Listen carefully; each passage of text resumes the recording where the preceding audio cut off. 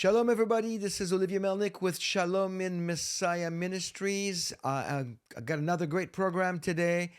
So many good friends of mine in the body of Messiah who are supportive of Israel.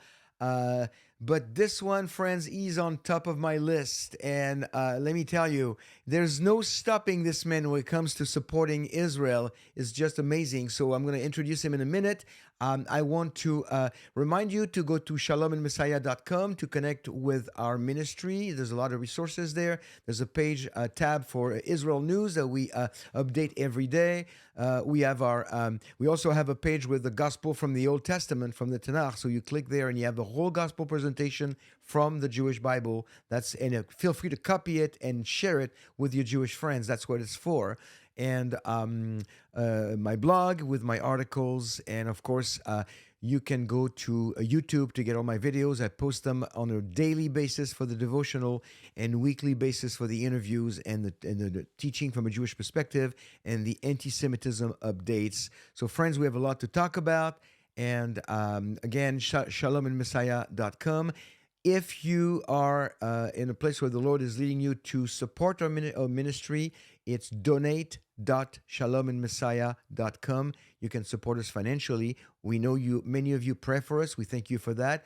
You can support us financially. We are a faith-based ministry, and a lot of you have really teamed up with us, and it's making a big difference. Well, I'm not going to talk anymore, at least not about the ministry. I'm going to talk about Israel with my good friend, Pastor Brendan Holthouse. Brendan, welcome to the show. Hey, it's always good to be with you, Olivier. Yeah. So, Brendan, and I know you're coming in from a trip and leaving on another trip. Yeah. I cannot even believe the other day when you were telling me I just got back and I'm leaving, and I said, "Is there any way we can do a recording in between?" And you said, "Yes." You're so kind. You're so kind. Thank you so much. You betcha. So we'll make it a short one today if we can. Okay. But I want to start with that. You know. You and I have been watching, on our own, each one in our own state. We've been watching the results of the elections, and and of course, the big sweep of everything. The House, the Senate, the White House, the electoral vote, the popular vote. I mean, it's just like it was a bit of a surprise to me. I'm sure maybe to you that everything like that. A happy surprise. And then Trump didn't waste any time. He started putting together his cabinet, and it's like every day. It's not even every hour. There's like new names. Yes. And of course, you and I heard that Huckabee used to be the governor of Arkansas, was selected as the American ambassador to Israel, U.S. ambassador to Israel. I mean, I've always liked the guy, but. Tell us what did he say the other day when he was selected and when he spoke? Because I think it's wonderful, and I think it shows the direction where this is going from the word go. Yeah, it's kind of like all this freedom is bursting out, and the freedom and truth bursting out. And one of the things, as you guys know about Mike Huckabee, is he's very pro-Israel. And so is his daughter, obviously. And so the latest thing that he came out with yesterday, I think it was, they asked him, give us your take on what's going on in Israel. And he says, I'm going to tell you this. He goes, number one, there is no such thing as a West Bank. Let's not use that terminology. It's Judea and Samaria. Number two, we're going to stop using the word occupiers for Israel when it's their land. And then he said, number three, I think he said, what did I say? There was a third aspect. I'm going blank on my mind. But anyway, he's not for a two-state solution. He's not for giving a land away, and with what he said, and again, this is the importance of those of us who support Israel. Dividing Israel's land is a problem. Oh, and then the third thing he said is, these are not Jewish settlements in Palestinian areas. These are Jewish towns in their area. So quit calling them settlements. These are towns of Jewish people and cities and villages. And when he starts changing that nomenclature that you see there, it shows you how pro-Israel and what that will look like in the next 4 years. And that's a good thing, because we know the Abrahamic covenant has the foreign policy is, I will bless those who bless you and I will curse those who curse you. And so that warms our heart. That gives me encouragement.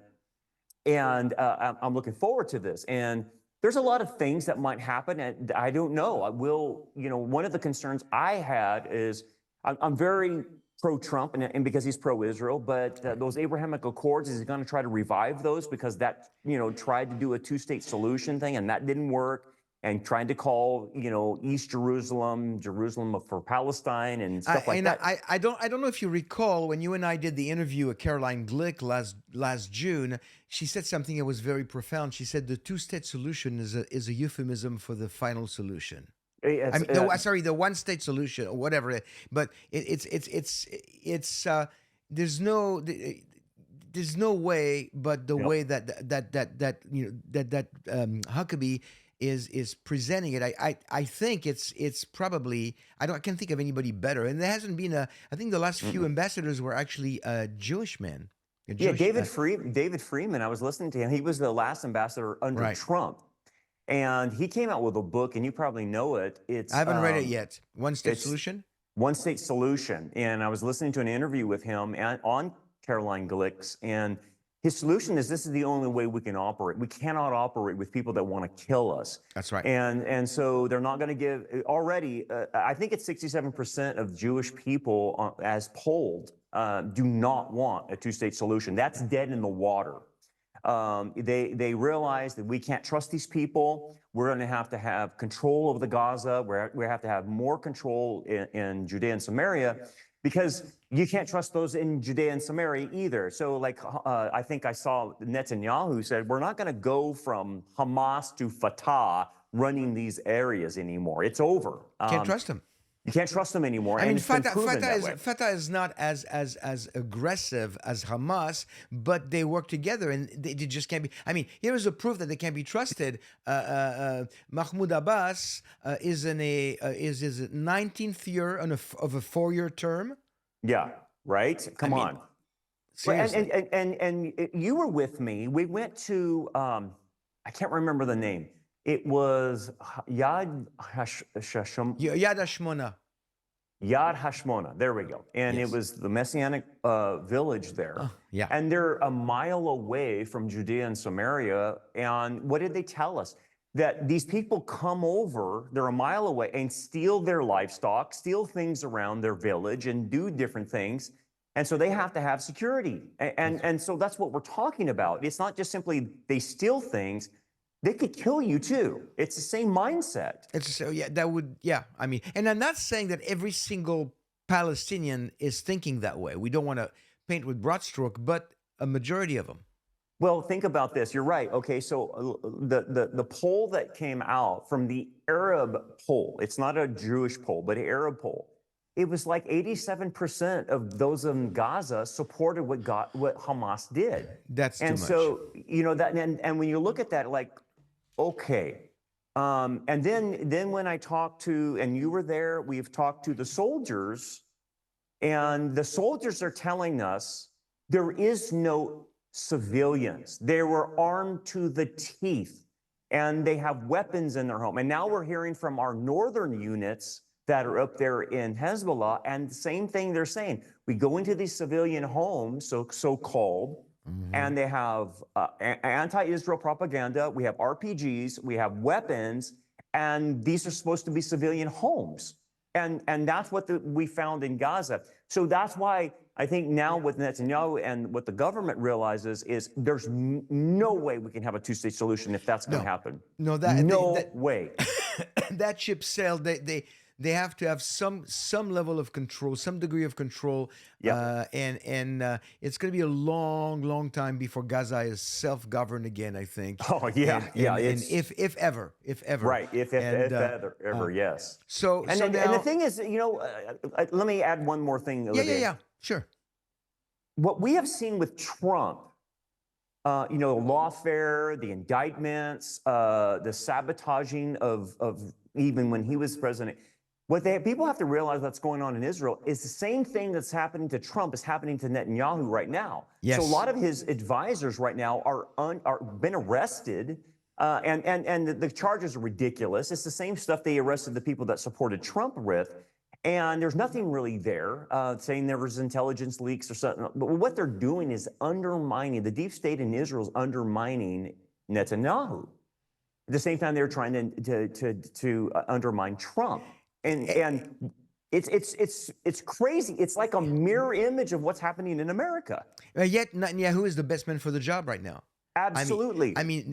Can you think of anybody in the current Israeli government that would actually be better suited for what's happening than Netanyahu? I can't. I can't, and that's where I see. I said this at the conference we were at. I think the providence of God is put these two men together because Caroline Glick said it the best. She said, if you don't have Trump and you have Netanyahu, it's not going to work, like with the Joe Biden administration. If you have Trump, but you have, Gantz or someone else. Naftali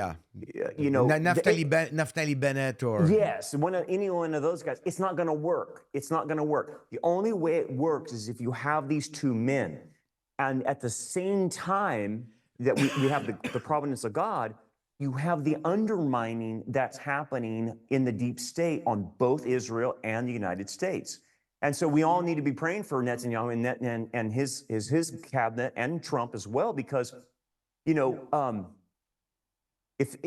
what are these guys capable of doing? Okay, they've wanted to put Netanyahu in jail. They've wanted to get him out of there. And the Biden administration was working to undermine him, right? They bribed Netanyahu with a compensation package, the Biden administration, so that they wouldn't hit nuclear and oil installations in Iran. So they tried to bribe him.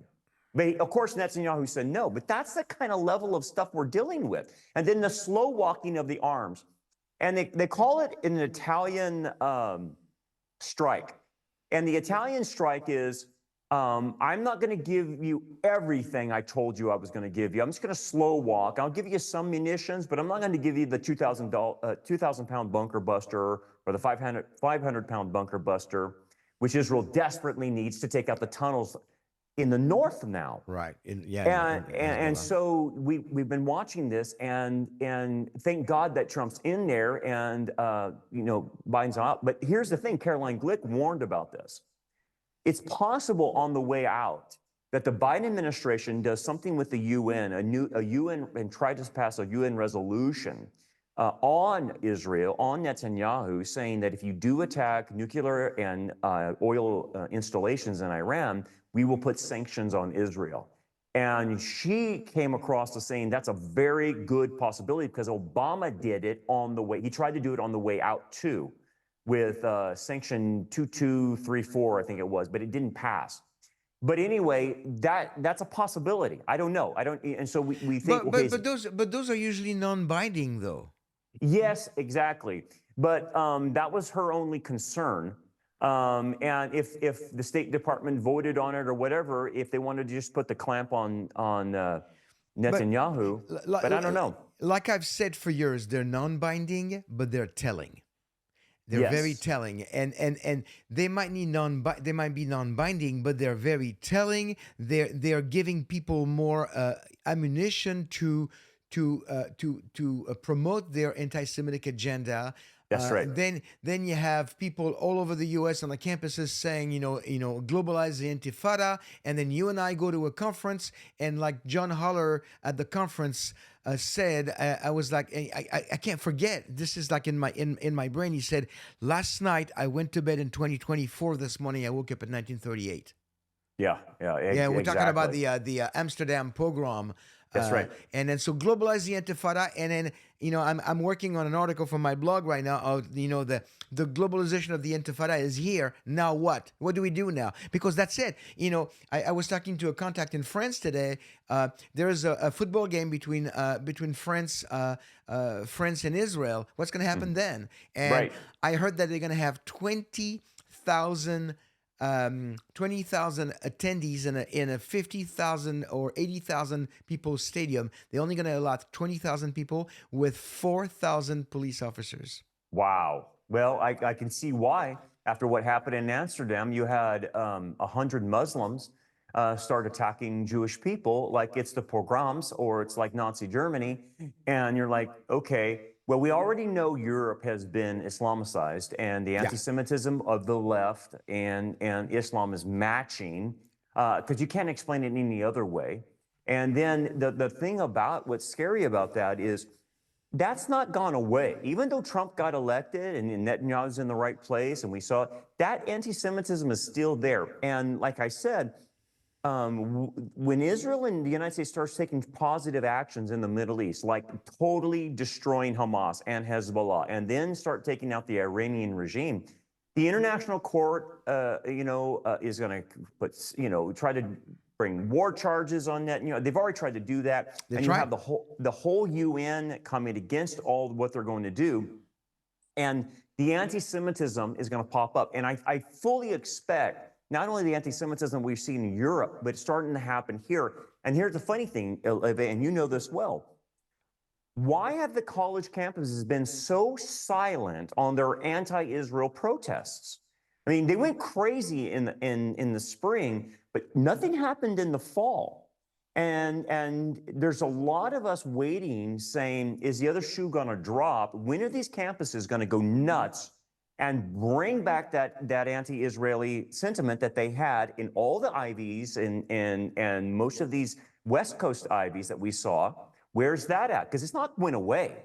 No, And it's swept under the carpet. It never goes away. It has never gone away. It's being repackaged, repurposed, and then you're right. Something else is going to happen. And usually, what you see in Europe is a precursor of what you can see in the U.S. And I've been following this for 25 years. So yep. the Amsterdam pogrom, I would expect. I hope I'm wrong. I want to be wrong, but I would expect some kind of a mass rally where you have a large concentration of Jewish people or Israelis or both to be attacked by a mob of anti-Semites of all kinds. And it's not just, by the way, Brendan, you know that it's not just Muslims, because that's part of it, but we've got the liberals, we've got all kinds of people all joining. Yeah.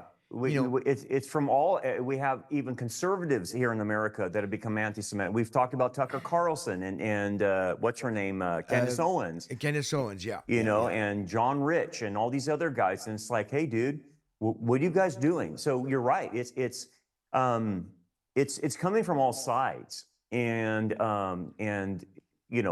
this is the West. This is not supposed to be happening, and yet it is. And I'm trying to wrap my head around that number. 79% of American Jews voted for Kamala Harris. I don't get it. I don't just don't get it. I don't get it, and I understand it's part of I was talking to Jan Markell about this, and it's part of the social justice type of mentality, and the Democrats used to reflect that. Well, I want to tell them the Democrats don't reflect that anymore. They're not part of the working man. They're the elitist class. That's what this last election proved. It wasn't a red wave that got Trump in the office. It was a reaction to the elitist mentality that men can have babies and totalitarian control and open borders. That's what caused Trump to get in there. But the thing about it is, how is it that the Jewish people, and I love them to death, but not see this? And say, well, you don't realize your party has changed? That you keep voting for? That's the thing. I think the Jewish people, and it's almost an oversimplification. But what do you think of that? I think the Jewish people are voting Democrat because they're saying, "I'm voting the Kennedy Democrat spirit." Yeah, thank you. That's it. But you know what?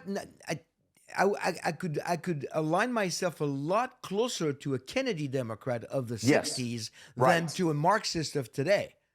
By a long shot. And so they're probably voting in the spirit of the Democrats of the 60s, but they're missing the point because there's none of that is left in the modern Democratic Party. That's right. And for them not to see that this last election, that we have people in the Democratic Party that are just full-blown radically anti-Israel. Rashida Tlaib, AOC, Ilhan Omar, and the rest. And even you got guys like Bernie Sanders, who's Jewish, and he's anti-Israel. He was saying that when Anthony Blinken is Jewish. Anthony Blinken is Jewish, and of course his parents are communists. And you're thinking, hey man, this party has left the Jewish people, and in fact, there's turning on the Jewish people. And that's where I hope a lot of Jewish people wake up. But look, I was in a synagogue a couple weeks ago, and the rabbi simply just said there's a vote coming up, and he basically just said we need to vote, okay, and just represent the Jewish people in the vote. That's all he said. And well, I'm sitting there thinking that could go any which way, brother. You tell people just to vote, and you're not helping them direct where to vote. Like, hey, we need to vote for somebody that's pro-life. Right. That's Yeah, you don't pro-Jewish. have to give names. People are not stupid, but at least give agendas. Do the policies, right? Policy, exactly. And I just noticed he was reticent to even say anything. He just says, vote and represent the Jewish people. That's Beverly Hills, okay? And there's a high concentration of Jewish people. But the problem is, and they don't vote conservative. And yet Trump, here's what I can't understand on this. Trump has been their best ally. Not only for Israel, but for the Jewish people as well. He doesn't surround himself with anti-Semites like Joe Biden and Harris did, right? Well, here is the challenge, Brendan. You get a guy like Stu Peters, who's coming up with this movie called Occupied. I think it's coming out on November 24th. Wow. I mean, it's just beyond anti-Semitic and toxic. And so he is used to be this conservative Christian figure and people connect this guy with Trump, and they put everybody in the same package, and the Jewish people go like, I can't vote for a guy like Trump because he is friend with people like this. They're like, white supremacist Christians. Right. They hate the Jews. But they don't pay attention. That guy does not represent conservatives, does not represent Christians, certainly does not represent biblical Christianity. He might represent a certain segment of liberal evangelicals who are more interested in I don't know what they're interested in, but not Israel, that's for sure, which is another thing that really bothers me. That was a question I wanted to ask you. Why are we starting to see people within evangelicalism walk away from supporting Israel? That's bothering me, because I've been in ministry. I've been a believer for 41 years. I've been in ministry for, about a little over 30, and I have seen a shift. It's not a major shift within true evangelicalism, but I see a shift. They're departing from supporting Israel. What do you think that is? A couple of things I would think, and let me break that down just a little bit. Then, so you have I've been studying the election of who got Trump in there, and it wasn't Christians, by the way. We had the lowest turnout of evangelicals ever. It was horrible. But anyway, I was studying the demographics of this, and I was breaking down, okay, how many are Catholic, what are Protestant, what is mainline, and all the different branches of Christianity in America. Olivier, when I break it down, and I know, and you know, these mainline denominations eschatology. I know Roman Catholicism eschatology. I know Mormon eschatology. And I know Jehovah's Witnesses and all the different breakdowns. And I'm not saying they're Christian. I'm just saying that I know the breakdowns of religious votes. Dude, it's like 80% of them do not have an eschatology that incorporates Israel. The majority of them, 80% of them, I would say, and that's based on the demographics that I saw, have replacement theology. They say they're the new Israel, okay? So we have a, a major chunk of Christendom, and that's the term I'm using. Okay, Christendom. I'm Yeah, not yeah, yeah. Christendom. Then I'm not it saying includes evangelicals, but it's bigger, right? It includes Catholics and yeah. Catholic, everybody that says they're a Christian, and Yeah, we it's know that. it's the right term. Yeah. Yeah, we know that not everyone that says they're a Christian is a Christian, but I mean, the term Christendom is that overarching blank. They're not saying they're Islamic. They're not saying they're Hindu. They're saying, I'm a Christian. And whether they are or not, that's not what I'm talking about. I'm talking about self-identifying. I'm a Christian. I go to church. But those people that 80% of them don't have any eschatology as it relates to Israel. In their minds, Israel is done, and the political entity over there in the Middle East is totally irrelevant biblically and prophetically. Okay, so now let's go talk about the 20%. So now we have the 20% that I somewhat know their eschatology. So I'll break off some of them out of there. So I've narrowed it down to 17%. I would suggest of evangelicals possess an eschatology that incorporates a future Israel. Okay, 17%. And the other evangelicals are NAR, New Apostolic Reformation, That's another problem. Dominionism. Yeah. Another problem. Okay, so I'm separating. So now I'm down. I've estimated 17% of evangelicals that have a pro-Israel stance. Okay, that's the best figure I can come up with. And here's the problem. I can explain away 80% because they have a theology that's missing Israel. They have no Israelology. Then I got the NAR that they think they're the new Israel too, and it's crazy. So now we're talking about the 17%. They have our eschatology, and yet for this last year, they have been silent on the issue of Israel. And they have our eschatology. They know the importance of Israel. They know, that God says that all Israel will be saved, and they know the tribulation, and they know The Jacob's covenants. trouble, the covenants, all that need to happen. And yet, Olivier, this is what chaps my hide, is they have become completely silent on the issue. They don't have a prayer for Israel. They don't talk about Israel. They're not going to support anything that's going on in Israel. Are they And I want to say, fearful? Are they fearful? yeah, and I think what I have concluded, it's fear and it's cowardice. That's the only thing I can conclude. And because So we're back to the a new brand of bystanders. yes, and they think they can take a neutral position, even though if I pressed them on the wall and said, "What's your theology on Israel?" they would tell me the same thing that I believe. But they have said they're going to take a neutral position for the sake of the gospel.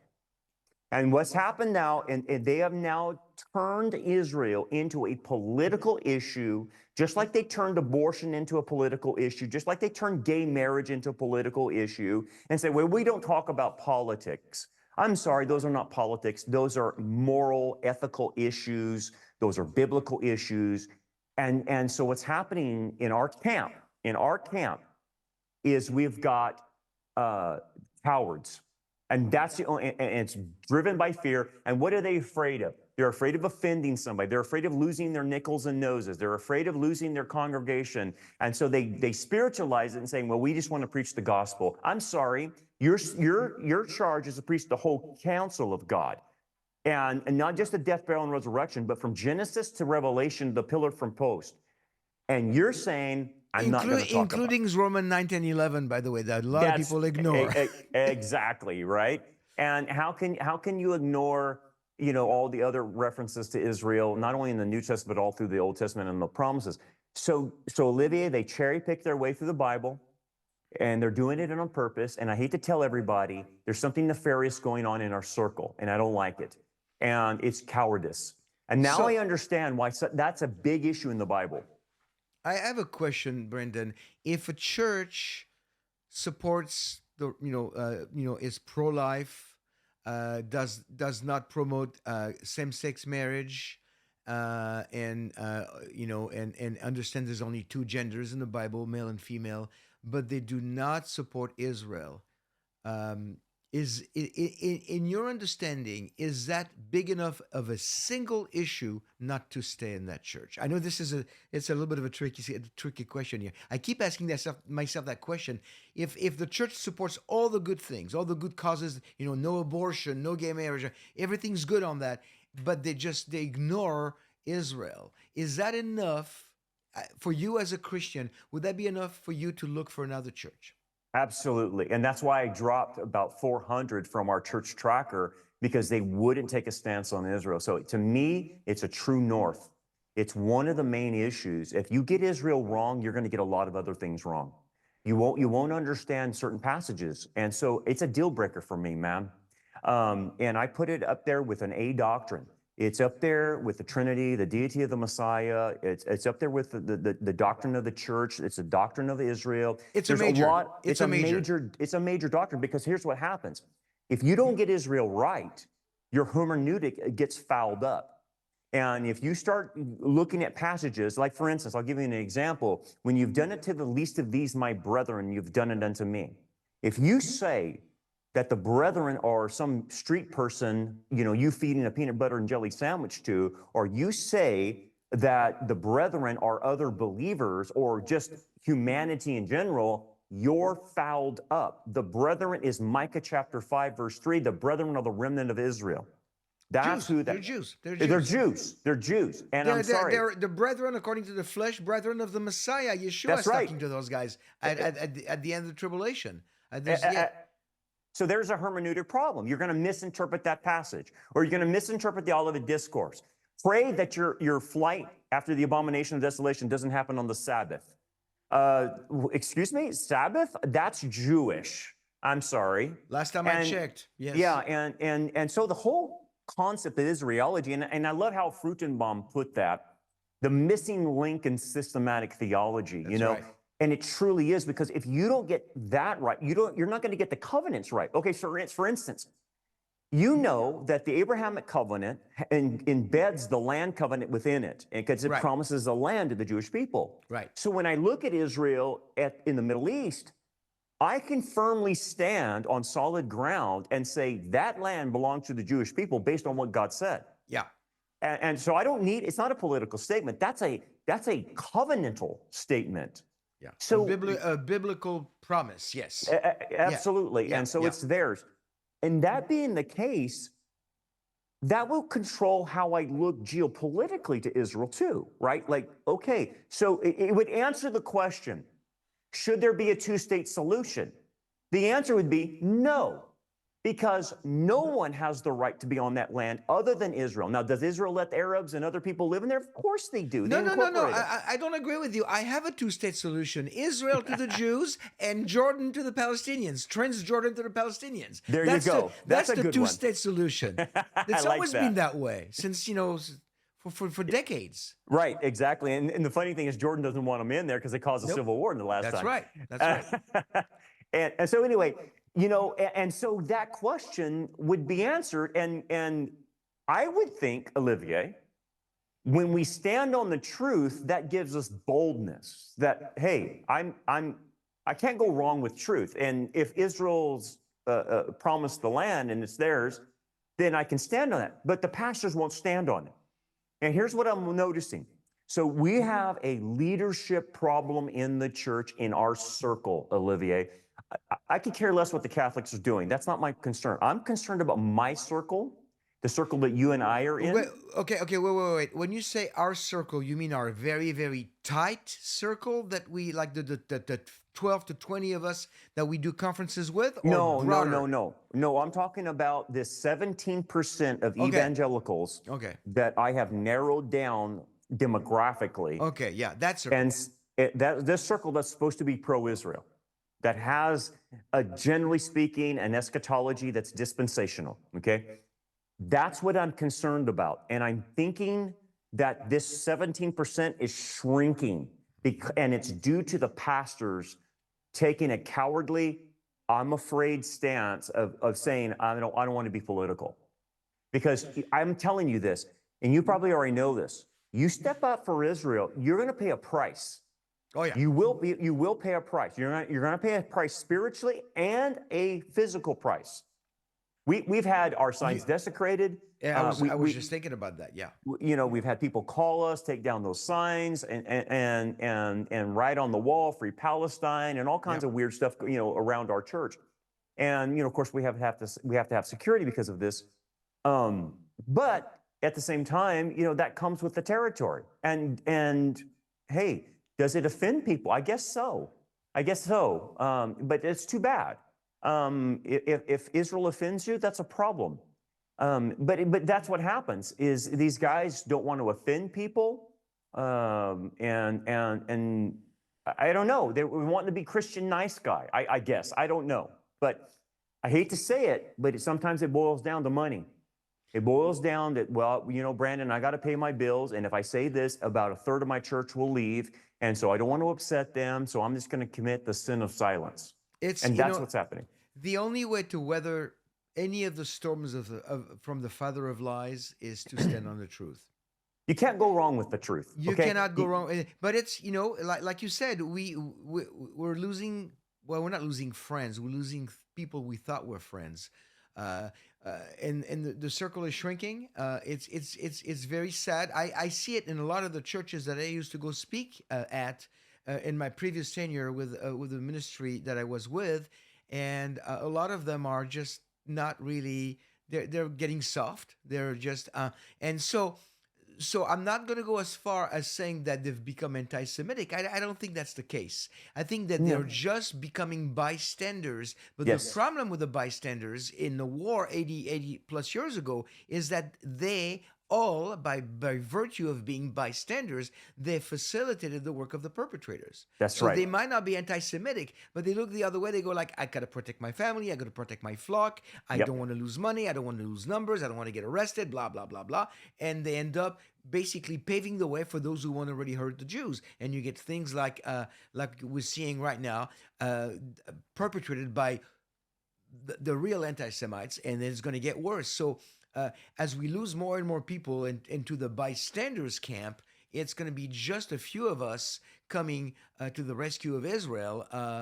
But Brandon, I know you're just not going to waver. I mean, No, no, we're in it. yeah, you're in it. Like the other day, you and I were in a meeting with a few other people talking about the things that we're doing for Israel, and then I won't forget when you said you gotta have skin in the game. You said that you gotta have skin in the game, and there are those who Yeah. love Israel and pray for Israel, and then those a few. It's really a few of us who actually decide to have skin in the game. Yeah. And I think that's the dividing line. That's where it's going to go, Olivier, because the Israel issue is going to be more pronounced now, and they're going to be doing more activity, obviously, with Trump, and they're going to get a lot of pushback from what they're going to wipe Hamas out, and they're going to wipe Hezbollah out.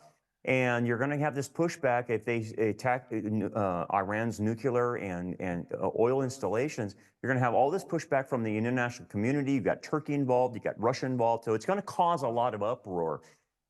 Did, And so did, yeah, go ahead. did you hear what Trump said yesterday to Hamas? Did you hear when he made a short statement? He said to Hamas, "You have until January 20th to release all the hostages, or you're going to pay a very, very high price." Yeah. Do you think he meant it? Yeah. Well, yeah, and Trump's got a track record, obviously, that we it's not like we're getting something we don't know. He Right. has no problem taking guys out like Soleimani or whoever he needs to take out, and so yeah, I totally believe that, and I think Hamas believes it too. So they're probably going to try to work out a deal. We haven't heard But much. We haven't heard much for Iran for the last week or so. no, and they came out. The one thing they did come out and say, and this is funny, they said, "Well, we don't care who's in president. We're just going to keep doing our activities." Yeah, right. You didn't do anything when Trump was in office, and you know good and well you've been messing around because of the Biden's administration's weak leadership, and now we have a strong leader, and he has the ability to take all of you guys out. And so they're not, they saber rattle, but they know we got to be careful. This guy means business. Yeah.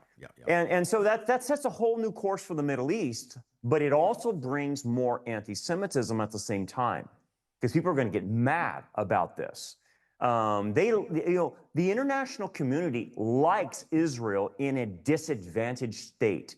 They like them whimpering along. They don't like them in a strong state. Correct. And they want them, as kind of a secondary thing in the Middle East.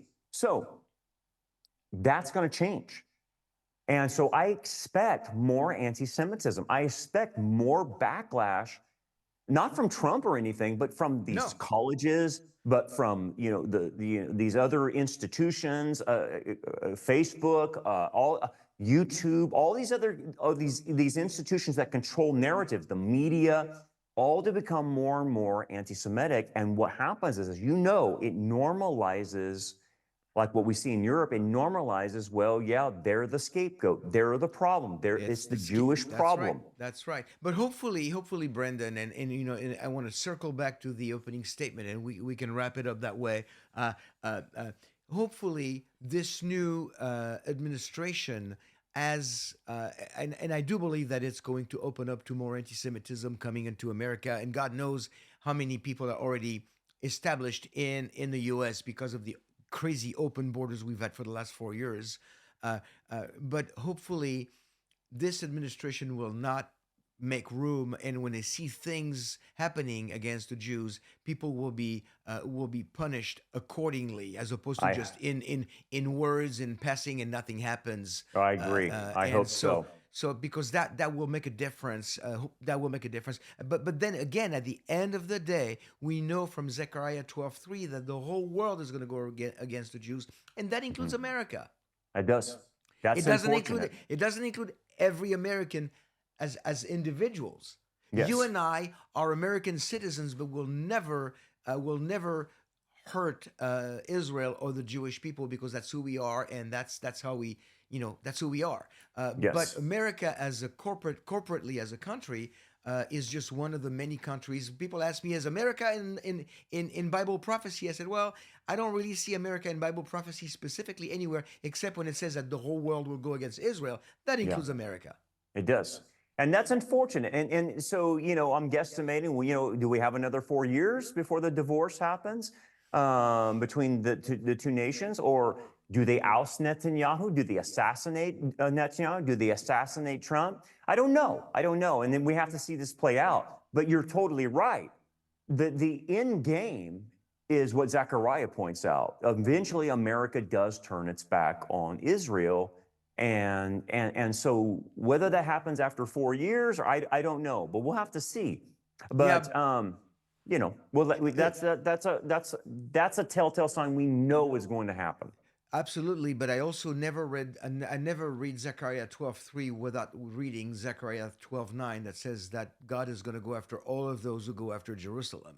That's So right. it's those are the two bookends of end time against the Jews, That's and right. so nobody will be unpunished for going after Jerusalem. Well, Brendan, we that that was really good. We covered a lot of ground, and it's given us I have hope, at least for the next 4 years.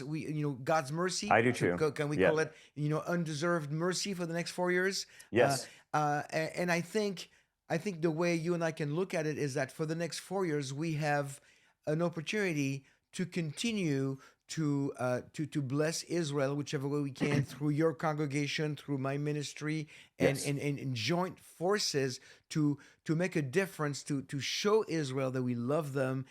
But not just by supplying things, and we pray for Israel, we supply them with needs, and people can go to your website or go to my website, and support Israel in tangible ways. But we do it because of what Jesus did for us. We do That's it right. because of our understanding of the Bible, our understanding of the end times, the fact that God is not done with Israel, but ultimately God doesn't wish for anyone to perish. His Bible says, His Word says, and that includes Jewish people. So if you're watching, if you're Jewish, or even if you're not Jewish, if you're watching and you do not belong to God's family, please, today's your chance. Today's your day. Yeah. Just accept the free gift of salvation. He died for my sins. He died for Brandon's sins. He died for your sins. He doesn't differentiate. In His eyes, we're all sinners, Jews and Gentiles. We come to Him and we accept the free gift. And I did that 41 years ago. When did you get saved, Brandon? How many years ago? Oh man, I don't know how many years ago. I think I was 19. Oh, So I'm 51, so I'll do the math, I guess. oh, It was a while back. and that's Uh, 30. That's 32 years 30, ago. is that Yeah, 32 years? yeah. So Yeah. yeah, That's that. that's, But that's at the end of the day, really, that's what's the most important for all people, for Gentiles, for Jews, and for Arabs. I want all the Muslims to meet Jesus. I want them to meet him, but to meet him on this side of eternity, not on the other side, yeah. because that's the point. So anyway, how do people find you? Two ways. You can go to rockharborchurch.net or you can go to tipofthespearministry.com. And there you can find me there. But also, if you're interested in helping Israel, you can go to our website at rockharborchurch.net. We have a place where you can just give. And even if you don't see a giving tab or whatever, you're just earmark it if you give online to say this is for Israel. And what we do is like what you're saying, we're supplying things, but it's for the purpose of opening the gospel to them. Absolutely. And that's the end goal, is to see many people saved, and maybe we plant seeds or we water, whatever in that process, but that's why we supply them, is so that we can have an open dialogue with them, and it's working. Exactly. It's working. I mean, look, I went with you in June to kind of look at what was going on, got Mhm. connected, met some people, got involved in raising funds through our ministry. Next Yeah. thing you know, I have a couple of IDF soldiers who have become friends of mine now, Yeah. coming to spend time at my house, and we talked about God, we talked about Jesus, and so the word of God doesn't return void. No, and like I told you, I had an opportunity to speak at a synagogue, Orthodox synagogue in LA, which who invites a Gentile pastor, a Christian pastor, to speak at a Gentile synagogue? And the reason is because we're helping Israel in their war, Yep. and they wanted to know, why does this crazy Gentile wanting to help us? Because everyone hates us. Why does this guy different? And I was able to explain the difference and share with That's them great. with the words of Yeshua in several passages. I gave them the Matthew 25 passage. I gave them the wheat and tares and passage about the bad experiences you've had with Christians. A lot of times those are tares. Yeah, yeah. And the funny thing they said, Olivier, they said, let me ask you this new movement that you evangelicals want to support us, is that a new movement in Christianity? They go, where are you getting this from? And I said, I'm getting it from the New Testament. It's right here. I'm reading from Matthew 13 and I'm reading from Matthew 25. And they said, that's in your book? How long has it been in there? And I said, for 2,000 years. It was a new movement in the first century.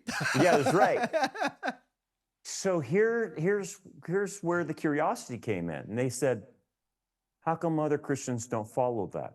Oof. And I said, it's what I told you, what Yeshua said. He's going to create an assembly. And in that assembly, there will be wheat and there will be tares. And I said, why they don't follow it? Many of them are tares. And I didn't get into the specifics of all the, the ins and outs of worldly Christians and carnal Christians. And I just wanted to make it simple. And I said, I said, what you saw in Germany with the Catholic Church helping Nazism, that's a tare. Because I can tell you this, I said this, I worship the God of Israel, the God of Abraham, Isaac, and Jacob. And I said, he instantly put a love in my heart for you, which was supernatural. That's what the wheat evidence. They evidence that they have a love for Israel. And I'm not saying that's a condition for salvation. I'm not putting that out there like that. I'm not saying that. No. But I tried to make the point to them that there's a difference. And the difference is you will see it in the love for you. And Olivier, it just opened them wide up. It just opened them up. They were like, okay, well, that's different. I've never heard that before. And I can't believe that's in your book. I said, yeah, read it for yourself. So it was a good time. So anyway, I went long, but I wanted to explain, guys, if you will just reach out to them, things start happening. Reach out to the local rabbi and say, hey, do you guys need anything? Are you having problems there like I did? And you end up having these conversations and lunches. And now I'm providing security, our churches, for one of these local synagogues here. This You this just don't know. this idea that we had a while ago called "No Synagogue Left Behind." Yeah, right. And all it does is you can pick up a phone and just, hey, are you guys okay? You don't have to be a church to do that. No, Or a neighbor that's Jewish. Hey, man, are you guys okay? Do you need anything? that's right. Whatever, You you and just have to those are, care. Yeah, you have to care and enough to get out of your comfort zone and go talk to them. yeah, because the Jewish community, they see a lot of Christians going to church, studying the Bible, and praying, which is not that's not bad. Mhm. But to quote, I don't know who said this the first time, but to quote this thing, uh, nobody care how much you know until they know how much you care. Thank you. That's it. That's That's the it. bottom line, and we have to show the Jewish community that we care. And Brandon, Yeah. since I've met you, I know that you care so much for my people. It's a blessing to me. Uh, this Thank you for coming on the show. You've been a Yeah. blessing, and I wanted to do a 45-minute show, but it's so good that we went over an hour. But I love it. I love That's it, it. and thank you for taking the time. I know You betcha. you're leaving soon on a trip, so we'll be Yeah. praying for you, and we'll see you again on the other side All right, when you my come friend. back. All right, Thanks, God bless. Olivier. People, go to the website. Brendan, again, what's the website? People want to know. Yeah, rockharborchurch.net or tipofthespearministry.com. All right, go visit Brendan's website. Come to ours, shalomandmessiah.com, and until next time, be blessed.